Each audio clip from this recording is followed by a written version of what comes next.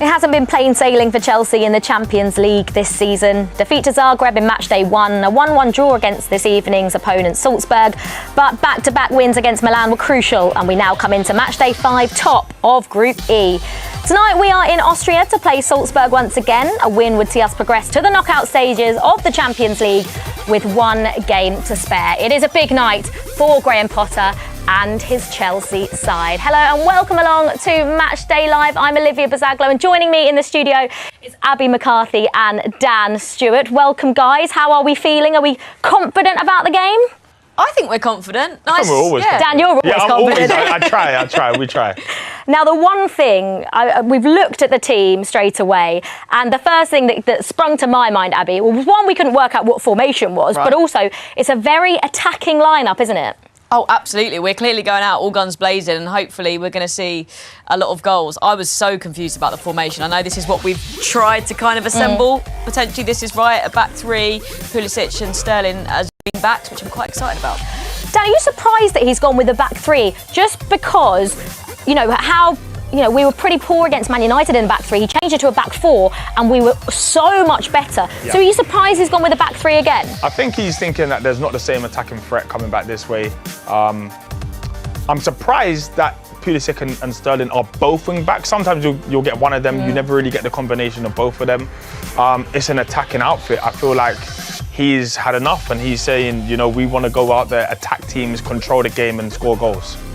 Do you think Sterling and Pulisic, Dan, will be playing more as wingers rather than wing-backs? We like to think so. I think if you want to see him at that end of the pitch, exactly, don't you? If you've got control of the game, you want your wing-backs in advanced positions, way advanced. You get a lot of time on the ball, and hopefully Sterling and Pulisic can see the ball and make things happen from those wing-back positions. And Abby, Pulisic actually really impressed. He was one of Chelsea's brightest sparks when he came off the bench at Brentford. But now he's sort of playing in a front three in that game. Now he's playing as a wing-back. Does that limit his game a little bit? Potentially, but he has got pace. He can always create a bit of magic, can't he, when he's on the ball. The fact that he's got a start, this is a real moment for him to make an impact. And I hope he seizes this start and scores a goal for us.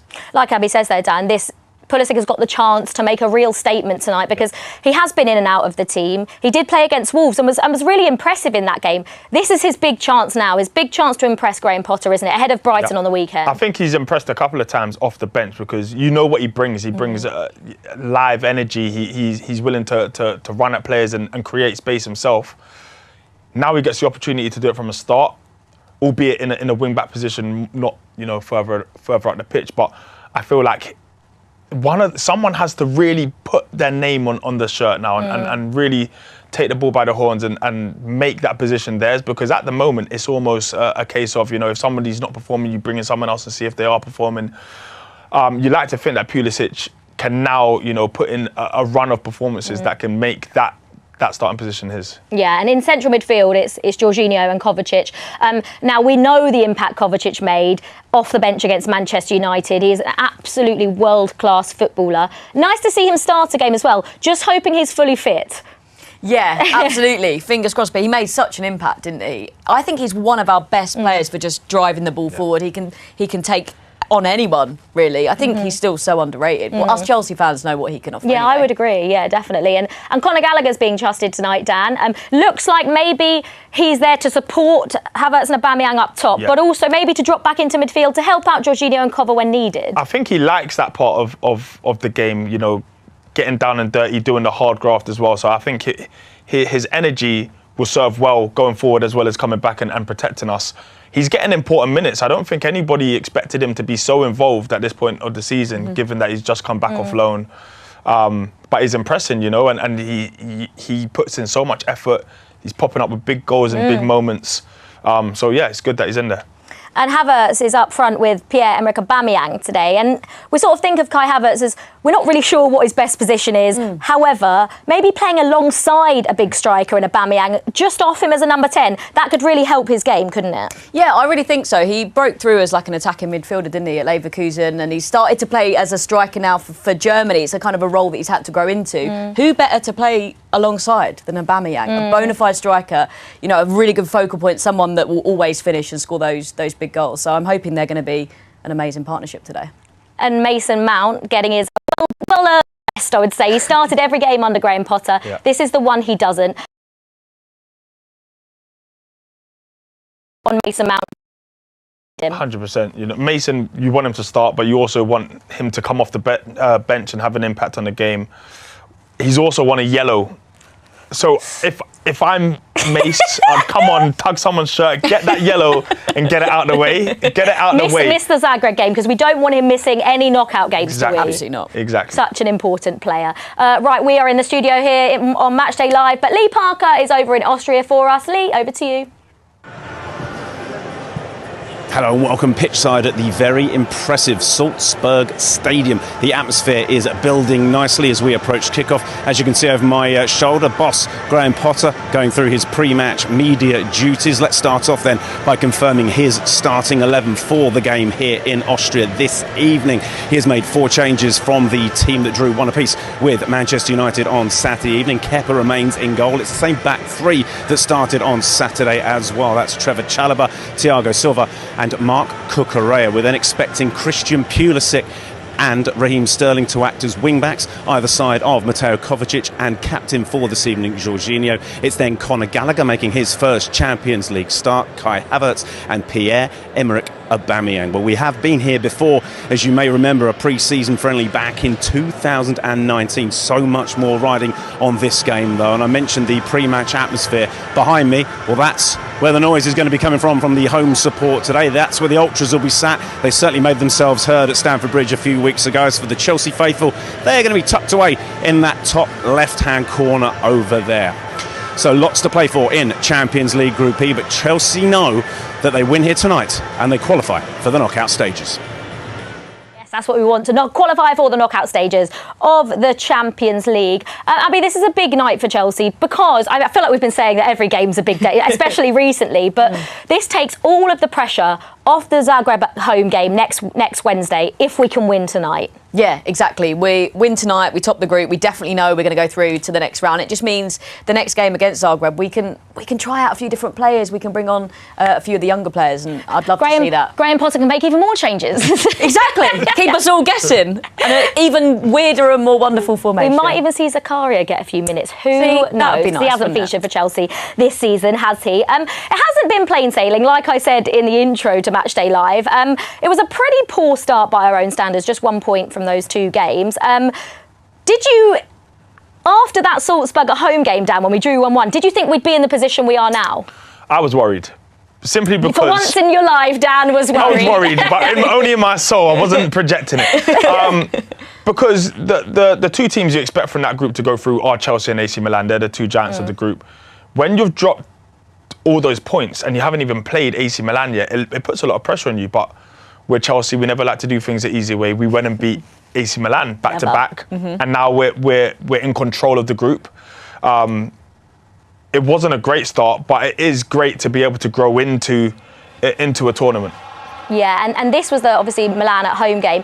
And it wasn't just about the win, Abby. It was the manner of the performance and the convincing 3-0 victory, because everyone talking about how dangerous Milan were coming into this game. I'm not sure many people were expecting that. Yeah, I think even as Chelsea fans, you know, we obviously back our team, we love our team, but a convincing 3-0 win. Yeah. And it was an amazing all-round team performance. Just, yeah, so proud of the boys. And to go to the San Siro, albeit obviously Fikayo Tomori got sent off, but still the pressure was very much on Chelsea to win this game, Dan, and to then put us in a very good position. And the players responded brilliantly. And for Graham Potter, it was his biggest test by far in his Chelsea career, and he passed it with flying colours. Yeah, definitely. I mean, look, San Siro is just, you can hear the whistles, like they make it a hard atmosphere. We dominated them for 180 minutes, and I think we sent a message out to the rest of the group and to the rest of the tournament to be like, all right, we had a bad start, but we're on it now. And the one thing you don't want to happen, Abby, is to go through those 2 Milan games, having got brilliant results, putting yourselves top of Group E, just to sort of go back 2 steps by not performing against Salzburg tonight. No, exactly. We go in really the favourites to win tonight, but Salzburg, you know, they've scored in all 4 of their Champions League games so far. 3 wins and a draw, I think. So not to be underestimated, but Chelsea should go in, put in another amazing performance and win this game and then top the group and hopefully make it a bit easier than we did at the start. Never easy when we're Chelsea, are we? And we can see, obviously, the group there.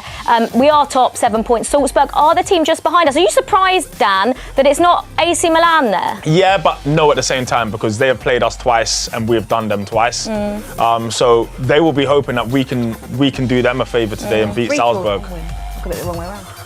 What, Salzburg? 3 draws. Yeah. 3 draws, 1 win, yeah. But they have been particularly impressive, haven't they? Yeah, I've been impressed. I really have. I felt like they dealt with us quite well as well. It's not like we went when we played them here that we really deserve to win. You know, they have a knack for killing the game a little bit and making it a little bit of a nothing game where you just know it's going to end 0-0. Have we got to be careful, Abby, that with that attacking performance, or attacking team, sorry, that Graham Potter's picked, that we don't get hit on the counter? We've seen Chelsea sometimes go in and play teams that, you know, we've gone for an attacking lineup and it's sort of then going the other way, it affects us. We've got to make sure that those back three in Cucurella, Thiago Silva and Chalobah have put in a proper solid performance tonight, don't they? They need to be absolutely rock solid. And with Thiago Silva in the middle, I feel pretty confident. I mean, I think Thiago Silva, you know, whenever we've got Thiago Silva, I think we notice such a difference, Dan, when Thiago Silva isn't there. And if there's any player you want for a big game in those moments, you know, where we need to win, it's that man. Yeah, he honestly just getting better and better with age. Just like Can he stay forever? I think so. I think so. I think so. He's just a ridiculously talented and it's his decision making. You know, obviously he keeps his body in very good shape, but he is mentally always at the races. You know, and he's the exact person that you need at the back when you are pressing a team and when you know that the counter attacks are going to come over. That we'll probably only have to deal with 5 or 6 counters throughout the game, but you need somebody there that's switched on and knows how to not panic and to just sometimes drop off 10 yards. Sometimes it's what he doesn't do is as good as what he does do. Yeah, absolutely. Right, well, a little bit earlier, these two got let loose in the Chelsea Museum. Let's see what they got up to. Dan, 10 years since we won our first Champions League trophy. A night us Chelsea fans love to relive. Probably the best day of my life. Right? Yeah, I've had some big days, but probably the best day of my life. As you can see, we have this the team. Immortals. They found a way by hook or by crook to do it. And we had to go through the fire to win it in 2012. It was such a hard task. And the teams that we had to beat, we had to show so much character. But the similarities between that campaign and this campaign are beginning to show. Which make us excited. You know how we get. But yeah, that group stage in 2012, we just didn't start very well, did we? But then when we played Valencia, Drogba scored really early, and then again, I think it was 3-0 in the end. And it was like, okay, we're fighting back now. And it kind of got us off to a better trajectory. Yeah, we grew into the tournament. I feel like we've had to do that this time round as well. 1 point after 2 games is not how you want to start the Champions League, but we've turned it around. And now we are in a position to be able to boss the group, go through top, hopefully, and grow into this tournament. Because whether you like it or not, we are Chelsea and we are now European giants. When people come up against us, they know it's a big team, a squad that knows how to win this cup. And even when we come against other European greats, like we did in 2012, you know, Napoli, Barcelona, we've always got enough. I mean, that year it just kind of felt like it was meant to be, didn't it? Yeah, and it didn't always look like that. You know, when we lost the manager, we lost AVB, and it looked bleak. But then we had the manager bounce. And this season, there's the similarity as well. We've got a new manager out of nowhere, and hopefully we can have that same kind of momentum that we had going into this tournament. Oh, I'm quite superstitious. I feel like all these similarities. Dan, I'm really starting to believe we're going to get another one of these. What are you saying? I think I said it last week. Oh wait, maybe that was about the Premier League. I think I say it pretty much every week. I fancy us to win the Champions League because it's what we do. We win. Look at all this silverware. And it has all the familiar symptoms of a Champions League winning campaign, a change of manager, a not so good of a start, and a team that's growing in momentum. Watch this space. It's happening. It's happening again. Spread the word. Spread the word, guys. We like to be bold on this show, don't we? We're also not going to give it away, but there's another little similarity between 2012, 2021 and 2023, what will be next year. Huge. We're not going to give it away, though, because we're getting a little bit too excited here in the Matchday Live studio. Abby, leading the line tonight is Pierre-Emerick Aubameyang. He's been a big game player for us, hasn't he? When I think back to those 2 Milan games where Chelsea really needed to win, he stepped up when Chelsea needed him, didn't he? Yeah, he's just the exact player that we needed. Such an amazing signing for us. He's come in and done exactly what he does best, score goals and just be that brilliant player. Yeah, and I think the goal against Milan, especially this home game, where it was just a ball into the box and he got on the end of it, Dan. That's what we wanted. Yeah. I was so gutted this goal was disallowed as well because it was a lovely finish. But he's not just scoring goals. He's assisting or he's linking up. creating. I mean, look, this here is bread and butter. That is what you want from your striker. Your number 9, you want him between the goal mouth, between the sticks, and putting in what look like easy chances. But you got to be there for them. He is a proven goal scorer, and he's scored. He's hit the ground running, I guess. You know, he's scored goals. He's doing what he's supposed to do. There's still a lot of rotation, and you know, maybe the relationships haven't, fully formed yet because there is so much rotation. Isn't it? It's understandable. But he is proven at every level and at every club. No one stops him scoring. He is a goal scorer. And I'm interested to see how he links up today with Kai Havertz. And Abby, it's nice just to have a focal point, isn't it? Just someone who's always going to be in the box. So, because for years we've been watching Chelsea, and we've got all those little players that are almost outside the box, but no one that just stays in the 6-yard box. That is what Aubameyang does. That's all we need him to do, is just be in the box, isn't it? Yeah, absolutely. Because there's been service for like the last couple of seasons, like amazing crosses into the box, but no one just to get on the end of it. How frustrating has it been? And it's so frustrating. Whereas Aubameyang, because he is that bona fide striker, he's a bit of a poacher, isn't he? He's always in the right place at the right time, and I think he's going to score so many goals that way.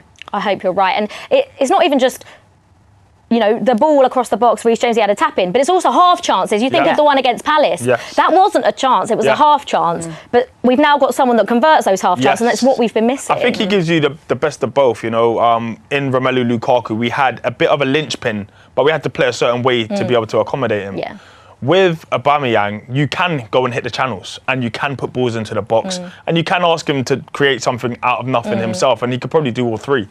That's what you want from your striker. At this level, you want your striker to be able to pull something out of the bag whenever you need it. And we haven't seen the best of Aubameyang. I think it's still ahead of him. I think we know what he's capable of, but I think once he fully integrates into this team, he'll be scary. Yeah, and he's a man with so much experience, Abby, and in a team where this team doesn't have a lot of experience, not all over the park anyway. He could be key in the dressing room as well as on the pitch, couldn't he? Yeah, Champions League nights, they come with a lot of pressure, don't they? But he's someone who can calm everybody down, bring the best out of his teammates. He's going to be so important tonight. Yeah, and from one player with wealth of experience to one player who's maybe not so experienced, but has, since Wesley Fofana got injured and he's come into the team, he has been absolutely brilliant. Of course, I'm talking about Trevor Chalobah, Dan. A flawless performance against Manchester United, but it's not surprising at all, is it? No, and he's honestly, since he first came into the team last season, he has barely put a foot wrong. And every time he has put a foot wrong, he comes back stronger somehow. It's all about learning. He's a young defender, and they naturally, you're going to make mistakes. You're going to make mistakes. But what a performance. He hates being beat, which is like a beautiful trait for a defender. Athletic, good decisions. He's aerially very good, wins his duels. And he's developing into a very, very good centre-half, especially under the tutelage of Thiago Silva and Koulibaly and all the other experienced lads that are around him. I mean, we spoke about Thiago Silva, but surely as a young centre-back, there is genuinely no one better that you can learn from than Thiago Silva. Oh, absolutely. Master and the apprentice, isn't it? And I think that Chalobah's come on so far, being taught by him. I mean, his stats now, I can't even remember what it is. 32 games when Chalobah has started, we have never lost. And that's it's not a coincidence. Yeah, you can't ignore that sample size. Yeah. That says something. He's been brilliantly consistent since he has broken into the first team and is nearly always on his A game, and he's only going to get better under somebody like Thiago Silva. Yeah, absolutely. And you think of maybe Chalobah, Dan, and Wesley Fofana, both two very young centre-backs, but that could be Chelsea's centre-back pairing because we're probably not going to be playing a 3 forever. We might switch to a back 4 at some point, but you can see those two centre-backs being Chelsea's for life after Thiago Silva. I don't really want to talk about it, but you could see that, couldn't you? Yeah, of course. These players are so good now and so smart and so intelligent that they are able to adjust pretty quickly and go from a 3 to a 4. So yes, they might be in competition with each other right now for places, but they're both part of a team, and there will be a point where they play together, and they'll need to, understand how each other move and where they naturally fall into place. I'm excited because we have a really young squad. Yeah. And in a perfect world, you'd keep them all completely together and you let them grow into adults together. But it's a young squad, way off their prime, and in a few years they will be as good as anybody in the world. I know, absolutely, you're right. Right, it's time to hear from our head coach now, Graham Potter, who has been speaking ahead of this Salzburg game.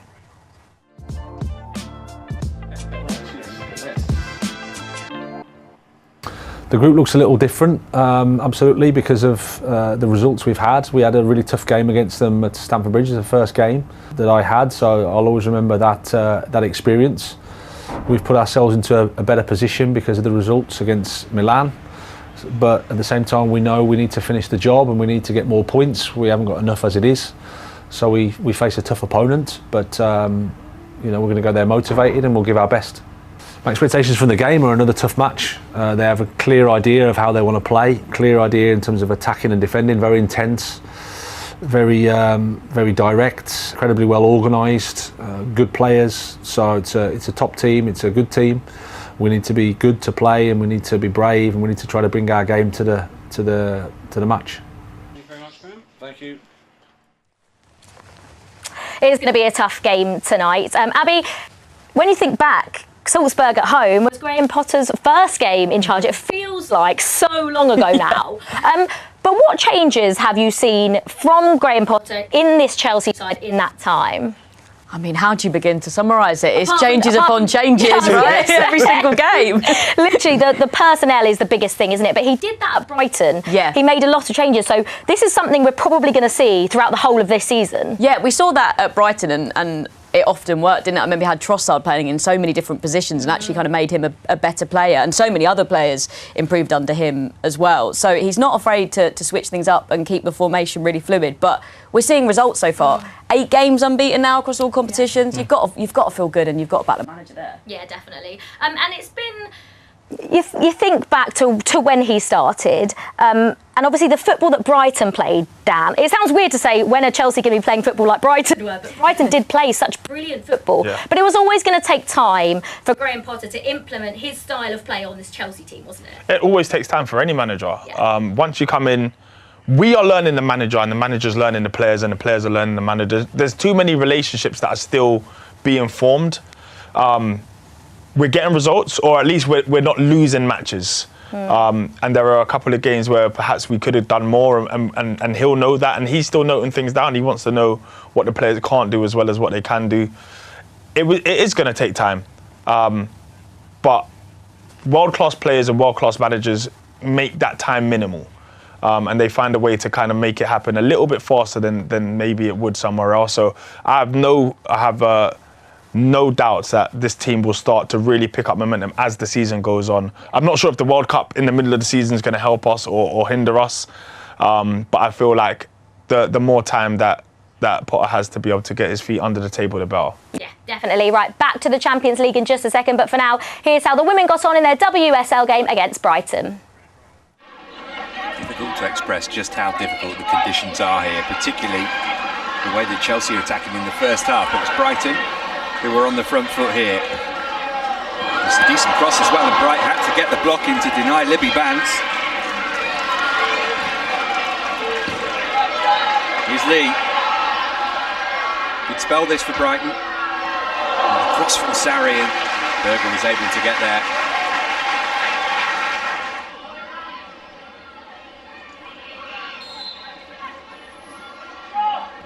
Floated in by Perisset. It's a really good ball to the back post as well. And Megan Walsh is able to deny Niamh Charles her second goal in as many WSL games.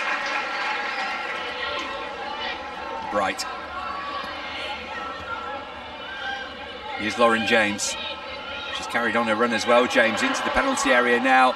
If she can get it through the puddles. Teed it up for Cuthbert. And she found the stand rather than the net.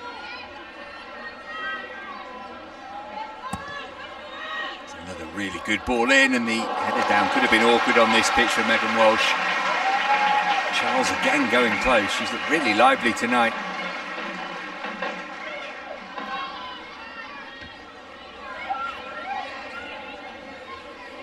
Bantz caught in possession.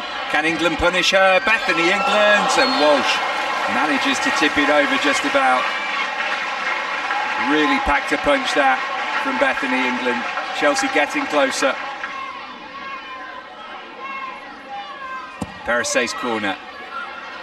Charles with the header, off the bar, but the rebound is in from Bethany England, and this time it will count. And Chelsea finally make the breakthrough just before the hour. Another great ball in from Perisset. That's been a feature of the night. Charles so close, might have gone in actually, but England was there to make sure. Carter, strong run this from Jess Carter, and she's still going, and she went for goal herself, beaten away by Walsh. Danger not passed yet for Brighton. Oh, and off the bar from Perisset. How unlucky. Nearly snapped it clean in two here, Eve Perisset. Second goal would surely kill it. Ingle. Kerr, lovely first time ball, no flag against Pernille Harder, forced a little wide. Kerr there for the cutback, Harder doesn't need her. She thumped it in, and that will be 3 priceless points for Chelsea against a team who've given them so many problems over recent years. Arsenal, City United all victorious after the exits in midweek. This has been a brilliant effort from Chelsea. They've beaten Brighton and Hove Albion by 2-0.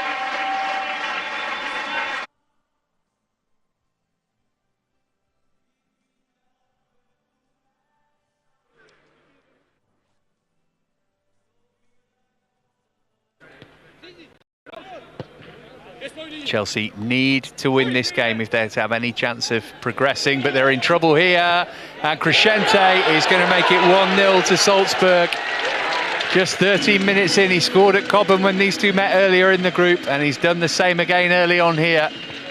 And the must-win game for Chelsea has started in the worst possible way.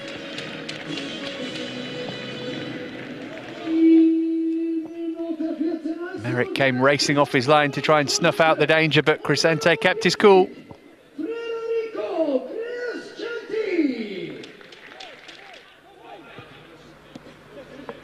Well, how can Chelsea respond? Here's Turiainen. Got Mothersill making a dart into the middle. Castledines in there as well. It's aimed at Malik Mothersill. It's in. Great reply. Chelsea behind for just 3 minutes. They're back level thanks to Malik Mothersill. Excellent work from Turiainen down the left wing. And Mothersill applied the finishing touch from close by.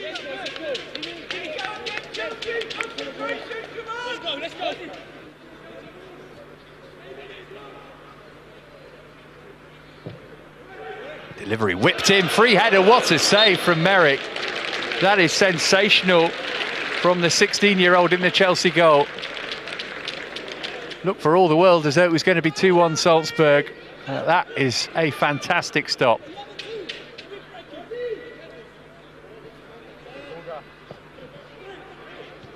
Corner's a good one, but Hall will be able to get it clear. Soonsup Bell. Oh, the referee's given a penalty. That's unbelievable. There was nothing Jude Soonsup Bell could have done about that. But it's been interpreted as deliberate handball, a yellow card as well.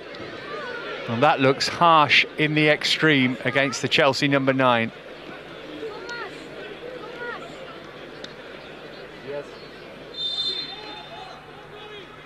Karim Kanate against Merrick then. Right into the corner. Goalkeeper gets right, but the accuracy and the power beat him. And Salzburg have their lead back. Just after the half hour, Karim Kanate makes it 2-1 to the hosts.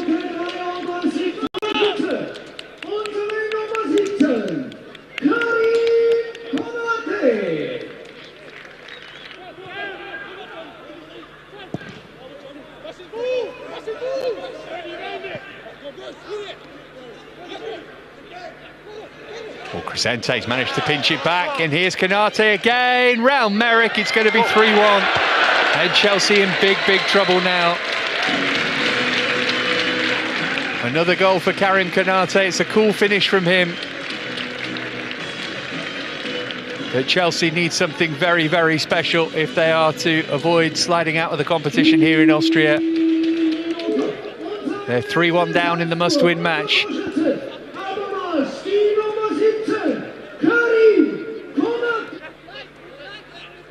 Sturge. Here's Tuuriainen.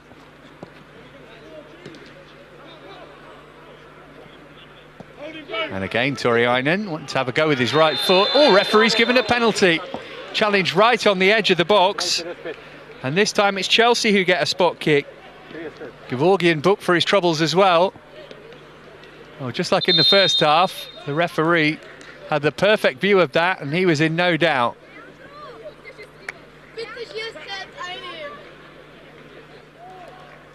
Charlie Webster already scored from the spot once in this competition. Not today, though. Crumry makes the save.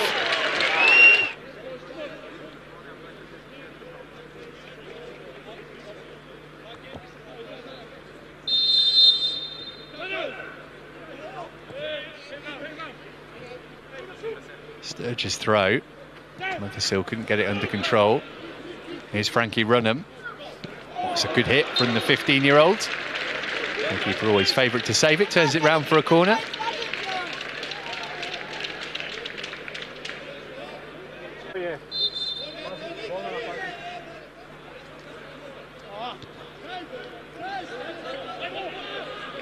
Chelsea might be left ruining that missed penalty, but things might get even worse here. Kanté for the hat-trick.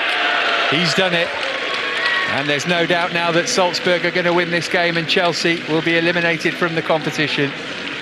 Karim Kanté, with his third goal of the day, makes it 4-1 to the home side.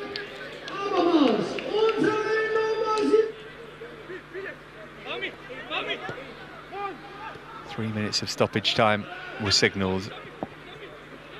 Well, Lechner, it came back his way off Humphreys and he stuck it in the bottom corner to put the cherry on top of the cake for Salzburg. A thumping victory for them, and Chelsea are eliminated from the UEFA Youth League. Lechner gets himself a goal, and it's a really disappointing result in Austria for the Blues. Salzburg 5, Chelsea 1.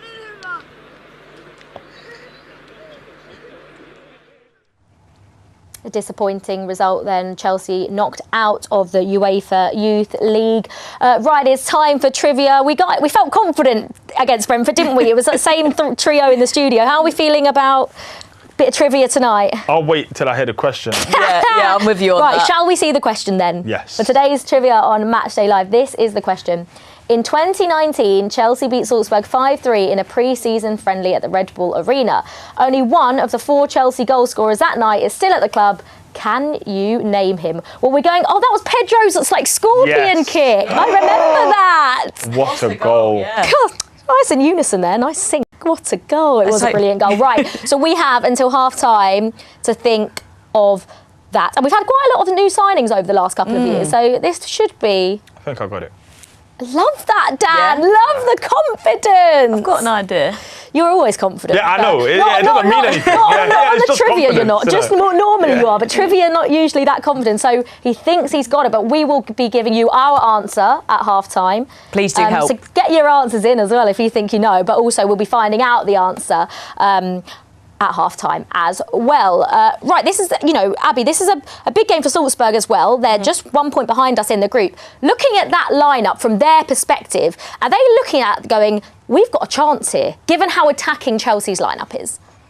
I think they'll be rattled, actually, by our lineup. Because I think they're going to know we're going in all guns blazing. We want to score, and we want to score early. We want to get a couple of goals early, put the game to bed. I think they will be a little bit nervous. What do you think? I think they will be looking at that and they'll like that from us. I think that they'll think that we're not being disrespectful, but we're setting up as though we don't care that they are them. Yeah. We've set up to go and win this game and with not too much thought about what's coming back the other way. So it could play into their hands. You know, if their plan is to sit back, soak up all the pressure and hit on a counter-attack, then this is the kind of lineup that They can do that. They can do that against, and then we have to also be aware of their counters, and it becomes a bit of a chess match. But I think they will look at that team and they'll be aware of the attacking threat, but they'll be quite pleased by. They would assume we're going to be lazy. The lack of defensive players on the pitch. We can't forget though, Abby, it was a 1-1 draw here at Stamford Bridge in a game that everyone expected Chelsea to win. Thinking back, I'm not quite sure how we actually drew that game because they didn't offer a lot going forward, but I suppose in that one moment where they needed it, they then converted their one and only chance. Yeah, absolutely. We should have won that game looking back. Like you say, they just kind of weren't good enough. But we have gained so much momentum and confidence since then, so I'm confident we'll get the 3 points tonight. Yeah, and their fans, they were so brilliant at Stamford Bridge, those away travelling fans that came over, and there's going to be a whole lot more of them in their own stadium tonight. They could play a part in this, couldn't they? Yeah, I think we'll have to silence the crowd. We have to play as if we are the home team. We do it most places anyway. We go to their ground and we want the bulk of the possession. Yeah. We have to silence their crowd, give them absolutely nothing to work on. Score an early goal. We get the early goal. Changes everything. That's it. But if they get the early goal, then boy oh boy are we chasing. So we just don't want them to have anything to get happy about. Yeah, definitely. If you had to pick one player, Dan, on that starting 11 who could make an impact tonight, who do you think it could be and why? I want to see. I'm going to say one of the front two. I'm not going to pick which one it is. No, you have to. I'm going to make you pick. You can't pick two players. Kai Havertz. I feel like he's been a bit within himself this season. Maybe he's struggling to work out where he should be playing and pick up a perfect position for him. He's playing off Aubameyang. I'm not sure if a week is long enough to be able to really drill this in and to work out how they're going to play together. Yeah. But I'd like to see him sink into more of the 9.5 role whilst Aubameyang goes along. What about you, Abby? One player you could pick out and why? I'd agree with Dan there that Kai Havertz is definitely due a big performance, as is Christian Pulisic as well, because we've seen throughout the last couple of seasons flashes of his brilliance. When he's at his best, he's a frightening player to come up against. And if he brings some of that tonight, I think that's a very good indicator of where he's headed. I can't believe, out of all the players on the pitch, and you've both picked the same player. Could you not have switched it up? Could you not have switched it up? Is there an echo in here? Maybe Raheem Sterling at wing-back might make an impact. Maybe Conor Gallagher. Yeah, no, it could be any of those. But we're going for Kai Havertz having a big game. Yes, I want to see him get into those pockets. Both of these players have played up front alone for the last however long. I want to see how they work together. Yeah. Right, kickoff is very, very close now. So let's head over to our commentary team, Pat Nevin and Max Jones. Well, 5 teams have already booked their place in the last 16 of the Champions League. Chelsea have the opportunity to become the 6th side into the knockout stage tonight. For Graham Potter's team, the equation is simple. Beat Salzburg tonight and they join Bayern, Club Brugge, Manchester City, Napoli and Real Madrid in the next round. A win would guarantee European knockout football for the 17th time in the last